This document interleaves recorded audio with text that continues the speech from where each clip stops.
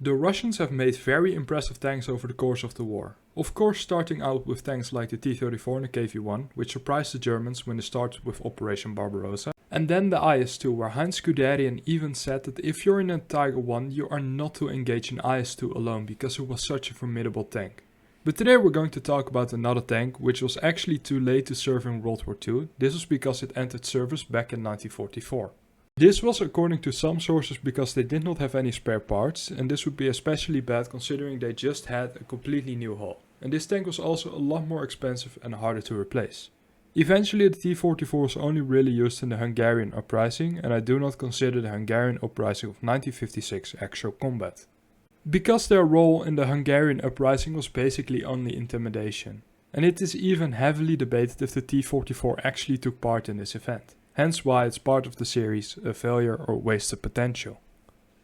The T-44 is probably one of the most well-known tanks after the Second World War, and the popularity around this tank is mainly due to the immense popularity of the games like War Thunder and World of Tanks respectively.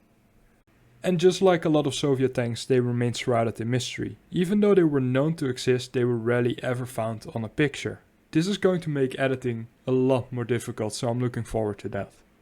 But before we're going to dive deeper into the subject, I would like to raise the bar to 120 likes within 24 hours. If we achieve this, I will make a new video about the American T-28. And this video will be online 48 hours after this video has been released. This subject was recommended to me by one of my viewers, so you know what to do. I also have just created a new Instagram account solely dedicated to this channel, so head on over to my comments, there will be a link about the Instagram account. I also have a Discord server, so if you're interested in that, there will also be a link for that. Now let's go. The T-44 came as a successor of the T-34 tank, but it was nearly an entirely new tank, keeping only a handful of features from its predecessor. They wanted to have the T-44 into volume production in 1945, but considering the T-44 was found to be quite unreliable, they decided to keep the T-34-85 into production until 1946. To combat unreliability, they went into several stages of modernization. The most noticeable one was in 1966, having it also renamed to the T-44M. One of the other reasons for this was because the T-44 was also still armed with the 85mm, which the T-34-85 also had. So this was considered by some to be the more expensive version of the T-34-85. The turret of the T-44 looked also a lot like the turret of the T-34-85, but the hull was completely redesigned. And they totally outdid themselves with it. Because the new hull design was also still used by tanks designed well into the 1960s. It was broader and shorter due to doing away with the hull machine gunner. It was also still better armored than the previous designs. But now you might wonder, were they still equipped with machine guns? And the answer is yes, they were still equipped with machine guns, and these were the two DTM machine guns. Eventually after the war they were experimenting with giving the T-44 an enlarged turret and also a bigger main armament, like on this picture where they equipped the 122mm on the T-44. This experimenting eventually gave birth to a variety of tanks like the T-54 and the T-62. The T-54 was essentially a T-44 with an enlarged turret ring and a 100mm main armament, and this immediately addressed the T-44's biggest weakness. The T-44 also had a very short-lived production cycle, even for the Soviet Union.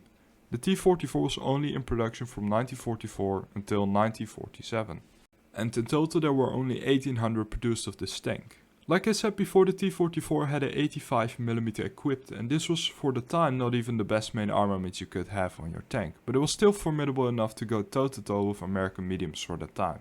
The T-44, like most Russian tanks, had a low profile, and once again they succeeded in giving it that. It was only 2.4 meters tall, 3.2 meters wide and 6 meters long.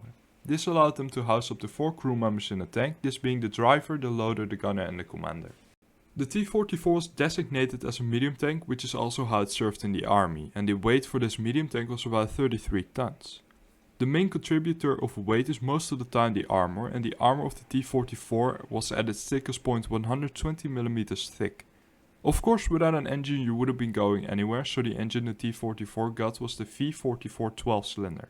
This engine could produce up to 520 horsepower. This would make the horsepower to ton ratio about 15.7, and it had a top speed of 52 km/h. Now we come to everyone's favorite segment, my opinion. If you disagree, tell me in the comments why you disagree, just keep it respectful.